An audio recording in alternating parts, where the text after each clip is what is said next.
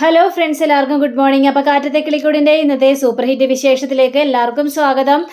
അങ്ങനെ നമ്മുടെ സുധീഷ് തൻ്റെ മനസ്സിലുള്ള കാര്യങ്ങളെല്ലാം പറയുകയാണ്. തൻ്റെ മനസ്സിലുള്ള പ്രണയം നിധി പറഞ്ഞില്ലായിരുന്നോ, നമ്മൾ രണ്ടുപേരുടെയും ഡിവോഴ്സ് കഴിഞ്ഞിട്ടുണ്ടെങ്കിൽ നമ്മൾ ഈ കുരുക്കിൽ നിന്ന് രക്ഷപ്പെടും, അതിനുശേഷം നമുക്ക് നല്ലൊരു ജീവിതം കിട്ടുമെന്ന്. പക്ഷേ എനിക്ക് അങ്ങനെയല്ല നിധി, എനിക്കൊരിക്കലും നിധി എൻ്റെ ജീവിതത്തിൽ നിന്ന് പോയി കഴിഞ്ഞിട്ടുണ്ടെങ്കിൽ നല്ലൊരു ജീവിതം എനിക്ക് കിട്ടില്ല, എനിക്കൊക്കെ സന്തോഷകരമായിട്ട് ജീവിതം എനിക്ക് നയിക്കാനായിട്ട് പറ്റില്ല എന്നൊക്കെ ഇങ്ങനെ സുധീഷ് തൻ്റെ മനസ്സിലുള്ള കാര്യങ്ങളെല്ലാം പറയുക. ഇതെല്ലാം കേട്ട് നിധി എവിടത്തോളം സുധീഷ് പറയും എന്ന് ആലോചിച്ചുകൊണ്ട് ഇങ്ങനെ നിൽക്കുകയാണ് നിധി. അപ്പോൾ സുധീഷ് വീണ്ടും പറയുകയാണ്, നിധി തന്നെ കണ്ട നാൾ മുതലേ എനിക്കിഷ്ടമായിരുന്നു, തന്നോട് വല്ലാത്തൊരു അടുപ്പം തോന്നിയിരുന്നു. അങ്ങനെയാണ് പോലീസ് സ്റ്റേഷനിൽ വെച്ച് അറിയാതെ അപ്രതീക്ഷിതമായിട്ട് നമ്മുടെ ഒരു കല്യാണം നടന്നതും അതിനുശേഷം താൻ എൻ്റെ വീട്ടിലേക്ക് വന്നതും താൻ എൻ്റെ വീട്ടിലേക്ക് വന്നപ്പോൾ എൻ്റെ വീട്ടുകാരോടും എൻ്റെ കുടുംബത്തോടും ഒക്കെ ചെയ്ത നല്ല കാര്യങ്ങളും അവരോടൊക്കെ എങ്ങനെ സഹകരിച്ചു എന്നൊക്കെ കാണിക്കുമ്പോഴൊക്കെ എനിക്ക് തന്നോട് സ്നേഹം കൂടി വന്നിട്ടേ ഉള്ളൂ നിധി, ഒരിക്കലും തന്നോട് എനിക്കൊരു വെറുപ്പ് തോന്നിയിട്ടില്ല എന്നൊക്കെ ഇങ്ങനെ പറയുകയാണ്. വീണ്ടും ഇങ്ങനെ സംസാരിച്ചുകൊണ്ടിരിക്കുകയാണ് നിധി. എന്തിനാണ് നമ്മളൊരു ഡിവോഴ്സ് ആവുന്നത്? അതിൻ്റെ കാര്യമൊന്നും ഇല്ലല്ലോ, നമുക്ക് ഇങ്ങനെ തന്നെ അങ്ങോട്ട് ജീവിച്ചാൽ പോരെ നിധി. നിധിയെ എനിക്ക് അത്രയും ഇഷ്ടമാണ്, തീർച്ചയായിട്ടും എനിക്ക് ഇഷ്ടമാണ് നിധി. നിധി പണക്കാരി വീട്ടിലെ കുട്ടിയാണെന്ന് പറഞ്ഞുകൊണ്ടല്ല, അല്ലെങ്കിൽ ആദ്യം കണ്ടപ്പോൾ തന്നെ നിധി എൻ്റെ മനസ്സിലേക്ക് കൂടിക്കിടന്ന് വന്നതാണ് എന്ന് പറഞ്ഞുകൊണ്ട് നമ്മുടെ സുധീഷിൻ്റെ മനസ്സിലുള്ളത് പറയാം. പറഞ്ഞപ്പോഴും നിധി കൈയും കെട്ടി ഇങ്ങനെ നോക്കിക്കൊണ്ട് നിൽക്കുകയാണ്. നിധി, താനെന്താണ് ഒന്നും മിണ്ടാത്തത്? തനിക്കും എന്നോട് ഇഷ്ടമില്ലേ? ദേ എന്തായാലും ഇത്രയും നാളായില്ലേ നമ്മൾ കൂടെ ജീവിക്കുന്നു, അപ്പോൾ എനിക്ക് തന്നോട് ഇപ്പോഴും ഇഷ്ടമൊക്കെ തന്നെയുണ്ട്. ഇത്രയും നാൾ കണ്ട് എപ്പോഴെങ്കിലും തനിക്ക് എന്നോട് ഇഷ്ടം തോന്നിയിട്ടില്ലേ?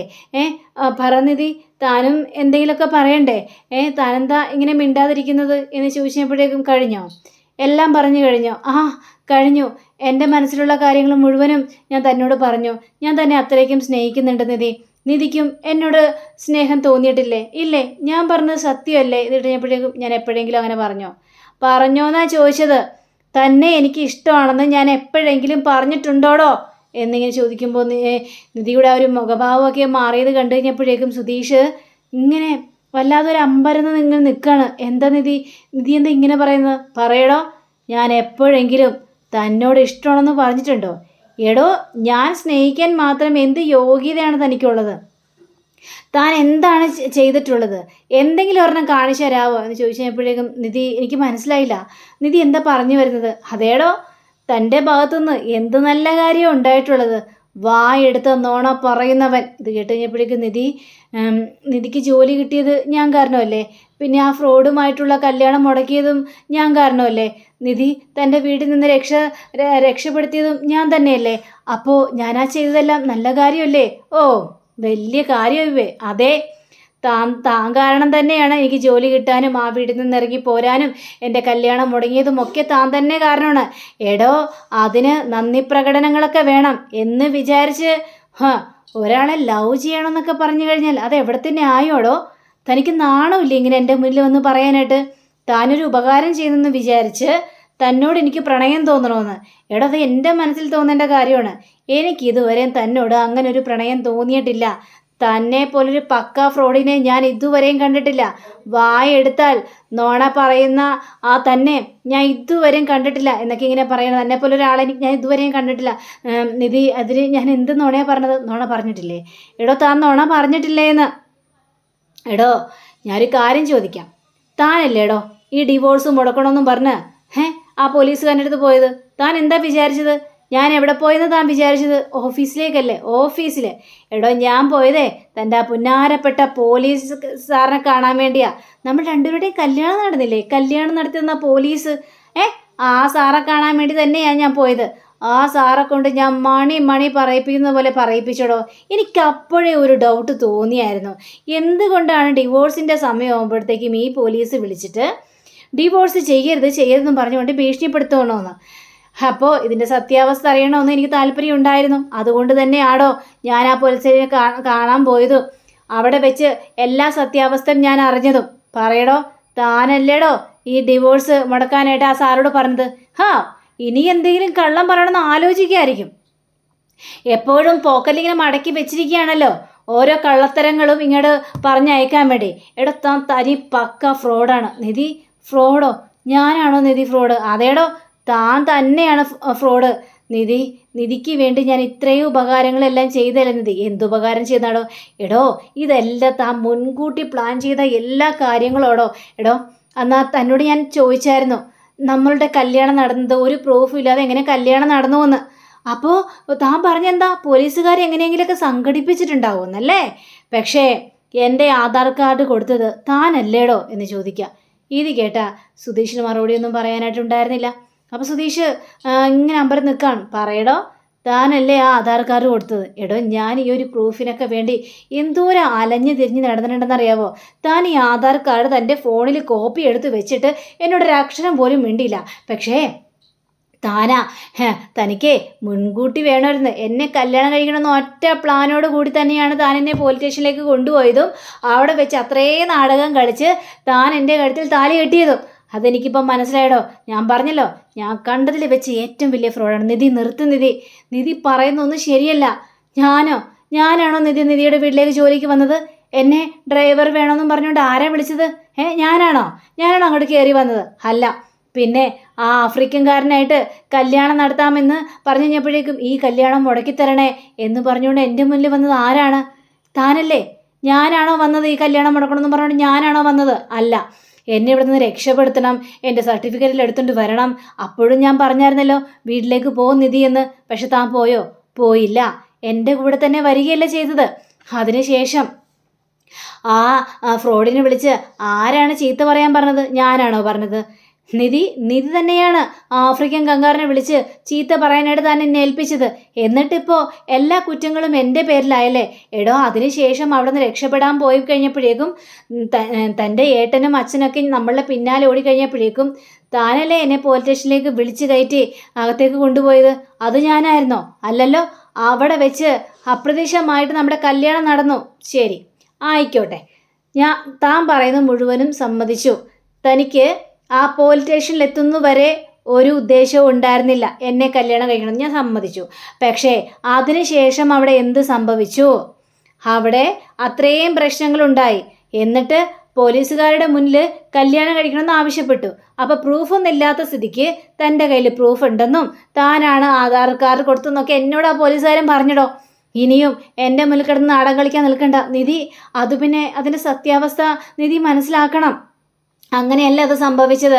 അന്ന് ആ പോലീസുകാരനോട് ചോദിച്ചു, നിങ്ങൾ ലവറാണല്ലേ എന്ന്. അവരൊക്കെ വിചാരിച്ചിരുന്നത് നമ്മൾ ലവേഴ്സാണെന്നാണ് വിചാരിച്ചിരുന്നത്. അവരോടല്ല എന്ന് പറഞ്ഞായിരുന്നെങ്കിലോ? അവർ അപ്പം തന്നെ നിധിയുടെ ഫാമിലി കൂട്ടിക്കൊണ്ട് പോവുമായിരുന്നു. അപ്പം എനിക്ക് അങ്ങനെ പറയാനേ തോന്നിയുള്ളൂ. പിന്നെ അപ്പോൾ ആ പോലീസുകാരൊക്കെ പറഞ്ഞു നമ്മൾ രണ്ടുപേരുടെയും കല്യാണം കഴിക്കണമെന്ന്. അപ്പോൾ അവിടെയും എനിക്കൊന്നും പറയാനായിട്ട് പറ്റിയില്ല. അതുകൊണ്ട് ഞാനത് അവിടെ ഒരു സ്തംഭിച്ച് നിന്നു പോവുകയാണ് ചെയ്തത്. അതിനുശേഷമാണ് നിധി ഈ കല്യാണമൊക്കെ നടന്നതെന്ന് പറയണം. നിർത്തടോ, തൻ്റെ ഇനിയും ഉടായിപ്പ് തരുന്ന എന്നോട് മുന്നിൽ ഇറക്കാൻ നിൽക്കണ്ട. എനിക്ക് മനസ്സിലായി താൻ ആരാണ് എന്താണെന്നൊക്കെ. എടോ, താൻ വായെടുത്ത കള്ളം മാത്രമേ പറയുള്ളൂ. ആ തന്നെ പോലെ ഒരുത്തന്നെ ഞാൻ സ്നേഹിക്കണമെന്ന്. എടോ, ഞാൻ എൻ്റെ വീട്ടിൽ നിന്ന് ഇറങ്ങിപ്പോകുന്നത് എന്തിനാണെന്നറിയാവോ? എടോ, ഇത്രയും വിദ്യാഭ്യാസമുള്ള എനിക്ക് എൻ്റെ വിദ്യാഭ്യാസത്തിനനുസരിച്ച് ജോലിയും കിട്ടി. എൻ്റെ ഇഷ്ടത്തിന് ജീവിക്കാൻ വേണ്ടിയാണ് ഞാൻ എൻ്റെ വീട് വിട്ട് ഇറങ്ങിയത്. അല്ലാതെ തന്നെ പോലൊരു ഫ്രോഡിൻ്റെ കൂടെ കല്യാണം കഴിച്ച് ജീവിക്കാൻ വേണ്ടിയാണോ ഞാൻ വന്നത്? ഞാൻ എന്തൊരു മണ്ടിയാണ്. താൻ പറയുന്ന ഓരോ കാര്യങ്ങളും വിശ്വസിച്ച് തൻ്റെ കൂടെ തന്നെ ഞാൻ നിന്നു. എടോ, താൻ പക്ക കള്ളനാണ്, ഫ്രോഡാണെന്നൊക്കെ എനിക്കറിയാം. പക്ഷേ എന്നിട്ടും തൻ്റെ കൂടെ നിന്ന് എന്താണെന്നറിയാവോ? തന്നോടുള്ള ഇഷ്ടം കൊണ്ടല്ല. ഇതൊന്നും എന്നെ ബാധിക്കുന്ന പ്രശ്നമല്ല എന്ന് തോന്നിയത് കൊണ്ട് മാത്രമാണ്. അല്ലാതെ തന്നെ പ്രണയിക്കണം പോലും നാണമില്ലേടോ? ഇത് എൻ്റെ മുന്നിൽ കിടന്ന് തനിക്ക് വിളംബരം ചെയ്യാനായിട്ട്. ഇത് കേട്ട് കഴിഞ്ഞപ്പോഴേക്കും സുധീഷിന് ഭയങ്കരമായിട്ടും സങ്കടം തോന്നിക്കണം. നിധി, ഞാനിപ്പോഴും പറയുന്നത് എനിക്ക് നിധിയോട് ഒരു തരിമ്പ് പോലും സ്നേഹം കുറഞ്ഞില്ല. എടാ, തൻ്റെ വീട്ടുകാരെക്കുറിച്ച് താൻ എന്താ പറഞ്ഞത്? തന്നെക്കുറിച്ച് താൻ എന്താ പറഞ്ഞത്? എന്നിട്ട് പോലും ഞാൻ ആ സത്യങ്ങളെല്ലാം അറിഞ്ഞിട്ട് പോലും താൻ എൻ്റെ മുന്നിൽ കിടന്ന് നാടകം കളിക്കായിരുന്നില്ലേ? ഇപ്പോഴും ഒരു ഉളുപ്പും ഇല്ലാതെ വളരെ ഇന്നസെൻ്റ് ആയിട്ട് വന്ന് എൻ്റെ മുന്നിൽ നിരപരാധിത്വം തെളിയിക്കാനായിട്ട് നോക്കുന്നു. തന്നെ പോലെ എനിക്ക് തന്നെ കാണുന്നത് പോലും ഇഷ്ടമല്ല. താൻ എൻ്റെ അടുത്ത് നിൽക്കുന്നു പോയി എനിക്ക് അപമാനക്കേടായിട്ടാണ് എനിക്കിപ്പോൾ തോന്നുന്നത്. എൻ്റെ മുന്നിൽ താൻ ഇനി വന്നു പോകരുത്. താൻ എനിക്ക് കാണണ്ട, എനിക്ക് തന്നെ വെറുപ്പാണ് എന്ന് പറയണം. താൻ ദുഷ്ടനല്ലേടാ എന്ന് പറഞ്ഞുകൊണ്ട് സുധീഷിൻ്റെ കഴുത്തിനെ കയറിയൊക്കെ കുത്തി പിടിക്കുകയാണ്. താൻ എന്നെ ചതിച്ചില്ലേ, താൻ എന്നെ ചതിയോടുകൂടി തന്നെ ഇങ്ങോട്ട് കൂട്ടിക്കൊണ്ട് വന്നത്. എന്നെ ഹോസ്റ്റലിൽ ഞാനൊരു ആക്കണമെന്ന് പറഞ്ഞപ്പോഴേക്കും തൻ്റെ കയ്യിലൊരു പ്രൂഫും ഇല്ല അല്ലേ? തനിക്ക് ഉദ്ദേശം തൻ്റെ വീട്ടിൽ എന്നെ നിർത്തണം, അവിടെ അടച്ചു പൂട്ടിയിടണം. നിധി, എൻ്റെ വീടിന് എന്താ കുഴപ്പം, അവിടെ എന്തെങ്കിലും പ്രശ്നമുണ്ടെന്നല്ല. എടാ, ഞാനെന്തിനോട് തൻ്റെ വീട്ടിൽ നിൽക്കുന്നത്? അതിന് മാത്രം നമ്മൾ തമ്മിൽ എന്താണ്? ദേ, ഞാൻ എടുത്തതിൽ വെച്ച് ഏറ്റവും നല്ല തീരുമാനമാണ് ഡിവോഴ്സ്. ആ ഡിവോഴ്സ് എനിക്ക് കിട്ടിയിരിക്കണം. അതിൽ നിന്ന് പിന്മാറുന്ന ഒരു പ്രശ്നവുമില്ല. താൻ ഇനി എന്നെ എന്തൊക്കെ ഫ്രോഡത്തരം കാണിച്ചാലും ഞാൻ ഇതിൽ നിന്ന് പിന്മാറാനായിട്ട് പോകുന്നില്ല. Good bye. ഇനി ഞാൻ എൻ്റെ വഴിക്ക് പോകാമെന്ന് പറഞ്ഞുകൊണ്ട് പോവാണ്. അപ്പം നിധി നിധി എന്ന് പറഞ്ഞ് വിളിക്കുന്നുണ്ട്. സുധീഷിന് കലിയും വരികയാണ്, സങ്കടവും വരികയാണ്, ദേഷ്യം വരിക, എല്ലാം കൊണ്ട് സഹിക്കാൻ പറ്റുന്നൊരവസ്ഥ. അങ്ങനെ നിധി ഒരു ഓട്ടോറിക്ഷ പിടിച്ച് നേരെ വീട്ടിലേക്ക് വരിക. നിധിയുടെ പിന്നാലെ സ്കൂട്ടർ എടുത്തിട്ട് നമ്മുടെ സുധീഷും വരുന്നുണ്ട്. അങ്ങനെ വീട്ടിലേക്ക് കയറി ചെല്ലുകയാണ്. അപ്പോൾ ഇവരാരും ഇറങ്ങിയിട്ടില്ല, ചുമ്മാ കിടക്കുന്നു മാത്രമേ ഉള്ളൂ. അപ്പോൾ നിധിയുടെ റൂമിലേക്ക് പോവാണ്. അപ്പോൾ ഇവരെ സുധീഷിനെ കണ്ടു കഴിഞ്ഞപ്പോഴേക്കും ഇവരെന്താ വന്നോ, ഇതെന്താ, എന്ത് പറ്റി, പറഞ്ഞോ, കാര്യങ്ങളെല്ലാം പറഞ്ഞോ എന്ന് ചോദിക്കുമ്പോഴും സുധീഷ് ഒന്നും ഒരു അക്ഷരം പോലും മിണ്ടുന്നില്ല. സുധീഷ് കരഞ്ഞ് മുഖമൊക്കെ ഇങ്ങനെ കഴുകുകയാണ്. എന്താടാ, എന്ത് പറ്റിയത്, നീ പറഞ്ഞായിരുന്നോ എന്ന് ചോദിക്കുകയാണ്. അപ്പോൾ ഇല്ല, പറഞ്ഞില്ല എന്ന്. അപ്പോൾ ഹരീഷ് ചോദിക്കണമെന്ന് പറഞ്ഞില്ലേ, ഇത്ര നേരം പിന്നെ എന്തെടുക്കായിരുന്നു ഒന്നും പറയാതെ? ഇന്നെല്ലാം പറയാമെന്നും പറഞ്ഞുകൊണ്ടല്ലേ പോയത്, തൻ്റെ മനസ്സിലെ പ്രണയം എല്ലാം നിധി അറിയിക്കുമെന്നും പറഞ്ഞുകൊണ്ടല്ലേ പോയത്. എന്നിട്ട് എന്ത് പറ്റി, എന്തൊന്നും പറയാതിരുന്നതെന്ന് ചോദിച്ചപ്പോഴേക്കും അത് പിന്നെ സമയം കിട്ടിയില്ല. സമയം കിട്ടിയില്ലെന്നോ? ഇത്ര നേരം ഇരുന്നിട്ട് സമയം കിട്ടിയില്ലെന്നോ? അതല്ല, സമയമായിട്ടില്ല പറയാനുള്ളത്, അതുകൊണ്ടാണ് പറയാതിരുന്നത്. പിന്നെ എന്താ ഇത്ര നേരം എന്തെടുക്കുമായിരുന്നു? ഞങ്ങൾ ചുമ്മാ ഓരോന്ന് വർത്താനം പറഞ്ഞുകൊണ്ടിരിക്കുകയായിരുന്നു. അത് ശരി, ഞങ്ങൾ വിചാരിച്ച് പറഞ്ഞു എന്ന്. ഇനിയിപ്പോൾ എന്ത് ചെയ്യാനാ, നമുക്ക് കിടക്കാം എന്നും പറഞ്ഞുകൊണ്ട് അങ്ങോട്ട് കിടന്നു കഴിഞ്ഞപ്പോഴേക്കും സുധീഷ് ഭയങ്കര ഒരു സങ്കടം. എന്നാലും സുധീഷ് ഏട്ടാ പറയുന്നൊക്കെ വിചാരിച്ചേട്ടാ, ഇത് വല്ലാത്തൊരു രീതിയായിപ്പോയി. ഞങ്ങൾ കുറേയൊക്കെ പ്രതീക്ഷിച്ചു. നിങ്ങൾ കിടന്നുറങ്ങ്, ഞാൻ പറഞ്ഞല്ലോ പറയാനുള്ള സമയമായിട്ടില്ല എന്ന്. അങ്ങനെ സുധീഷ് കിടന്ന് ഭയങ്കര കരച്ചില്ല. അപ്പോൾ ഇത് നമ്മുടെ സുഭാഷ് കാണുകയും ചെയ്യുകയാണ്. അങ്ങനെയും കാണിച്ചുകൊണ്ടാണ് ഇന്നത്തെ റിവ്യൂ ഇവിടെ അവസാനിച്ചിരിക്കുന്നത്. അടുത്ത റിവ്യൂവിനായി കാത്തിരിക്കുക, സബ്സ്ക്രൈബ് ചെയ്യുക. എല്ലാവർക്കും നല്ലൊരു ദിനം ആശംസിച്ചുകൊണ്ട് തന്നെ നമസ്കാരം. Thank you. See you. By.